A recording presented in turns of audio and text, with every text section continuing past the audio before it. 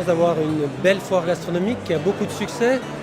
Et si la Bourgogne, et en particulier la Côte d'Or, est capable de proposer d'aussi bons produits, c'est parce qu'à un moment donné, il y a aussi des agriculteurs qui ont bien fait leur boulot, avec beaucoup de passion, avec beaucoup d'investissement personnel, de façon à proposer des produits du terroir issus de leur savoir-faire, qui puissent être travaillés et donner des bons produits dans les assiettes. Et ça, je trouve ça très très bien, c'est génial.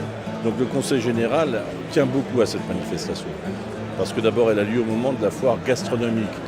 Et je crois qu'il est important de rappeler à tous ceux qui participent à la foire gastronomique eh bien, à l'origine de tout cela, à l'origine de l'alimentation, des savoir-faire, il y a des producteurs qui sont parfois pas suffisamment reconnus et qui sont isolés et puis qui ont enfin à faire face à des défis considérables.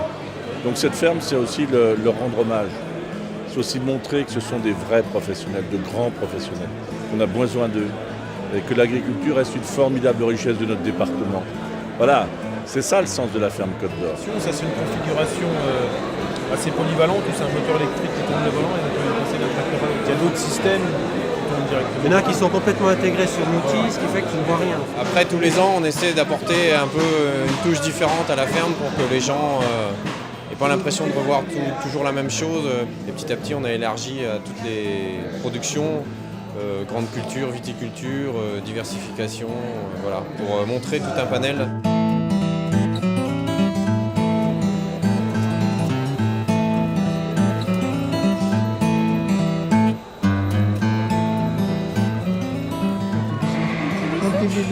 Un petit bisou. Depuis la première édition de la ferme Côte d'Or, on a répondu présent évidemment parce que c'est un beau rendez-vous pour le monde agricole. Donc nous présentons les produits de nos adhérents en dégustation évidemment gratuite. Les gens peuvent déguster des jus de pommes, des pains d'épices. Notamment ce matin il y avait des écoles, les enfants étaient vraiment très très intéressés par nos produits. Il y aura évidemment d'autres produits, il y aura des petites tosses de truites, enfin de produits fermiers. Et puis évidemment on est là parce que le monde agricole c'est aussi les produits transformés, la vente directe. Nous on est des producteurs qui transformons nos produits et puis qui vendons voilà, sur les marchés, sur les fermes.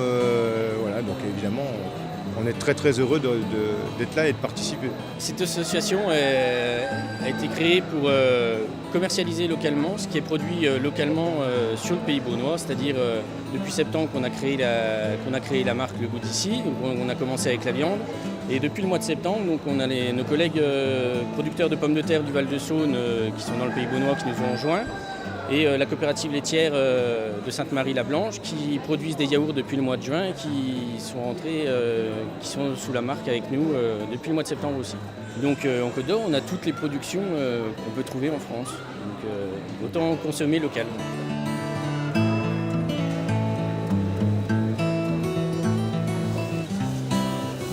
En 2005, on a décidé de créer une marque.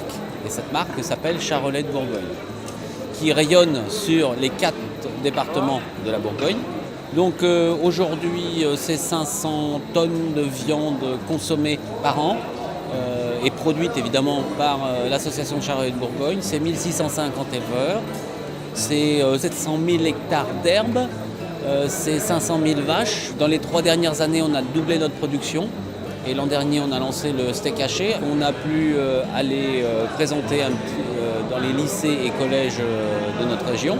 On s'était dit, bon, on va se faire un petit 3 tonnes. On en a fait 30. On continue cette année et on est parti pour faire 50 tonnes.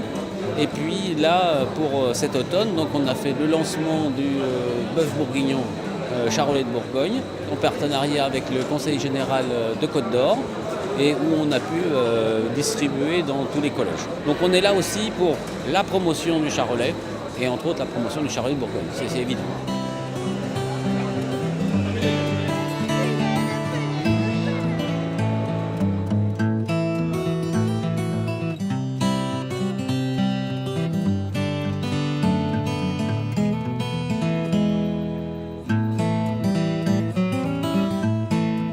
Et pour survivre, il faut trouver des palliatifs ou ou des systèmes un petit peu différents. Et nous avons ce qu'on appelle les circuits courts, que ce soit dans la pisciculture, puisque c'est une première avec ces superbes spécimens de truites que nous avons sur place, que ce soit dans le domaine du miel, des abeilles, que ce soit dans le domaine de la viande, puisque c'est spécifique aussi à certains éleveurs, d'avoir des circuits courts, une filière qui est soutenue également par le Conseil général. Voilà, ça fait partie d'un tout et de la diversité des productions du département.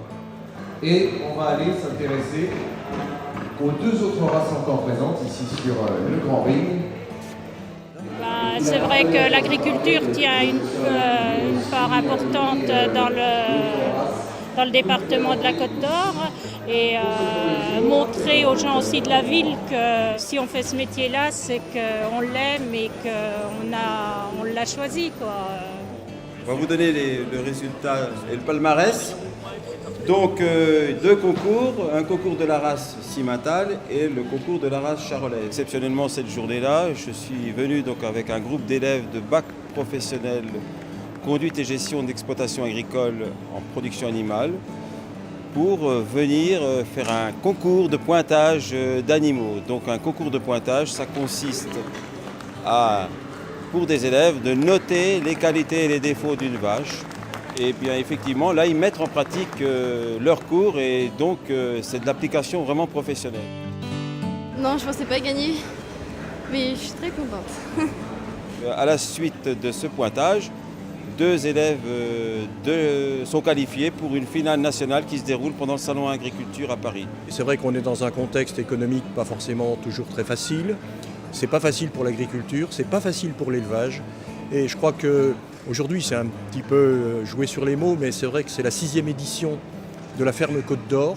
C'est le signe visible de l'engagement du Conseil général aux côtés de ces agriculteurs qui sont la force majeure de structuration de nos paysages. Et aujourd'hui, ces jeunes pour lesquels le chemin de l'avenir s'ouvre clairement devant eux en sont le signe. L'agriculture continue. Je presse, je pince. Là. Et c'est toujours la dernière qui tiendra mon bloc.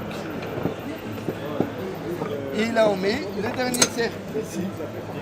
Et voilà, il s'est monté. Allez, vous en avez un là à monter. C'est parti. Allons monter ça. On y va. Tu mets ça. Allez, on se lance. Il a expliqué monsieur. La farine, l'écorce et puis une partie de farine qui reste des fois contre le son. Et ensuite là vous avez 2 tamis en forme de demi-sphère, on va dire. Avec notre activité, c'est de proposer aux producteurs de céréales, d'oléagineux et de protéagineux un conseil qui va aller du choix de sa semence à la conduite de sa culture jusqu'à la récolte.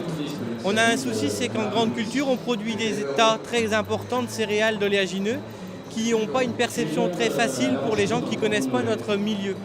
Et l'occasion de cette ferme Côte d'Or, c'est de ramener un grain, une graine, à un produit qu'on trouve dans notre quotidien, soit à travers une production animale ou à une utilisation directe qui peut être l'huile ou la farine pour le stand aujourd'hui. Et avec des siliques, vous les coupez, vous faites comme des fleurs séchées. Vous les coupez, vous les mettez à l'envers.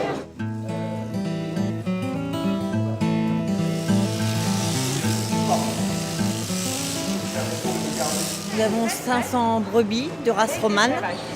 Cet atelier est pris par mon mari, puisque en fait, c'est lui qui s'occupe du troupeau. Et moi, je me suis installée pour diversifier la ferme en ayant une activité de ferme pédagogique. Les citadins, finalement, ne se rendent pas forcément compte de tous les élevages qui se trouvent sur la Côte d'Or, notamment les élevages ovins. Et la ferme de Côte d'Or, c'est un peu une vitrine du département, de l'élevage du département. On ne produit pas assez d'agneaux en France. L'élevage en vin, en ce moment, doit se développer. En fait, on essaie aussi de susciter des vocations pour l'élevage au vin parce qu'il y a une réelle demande.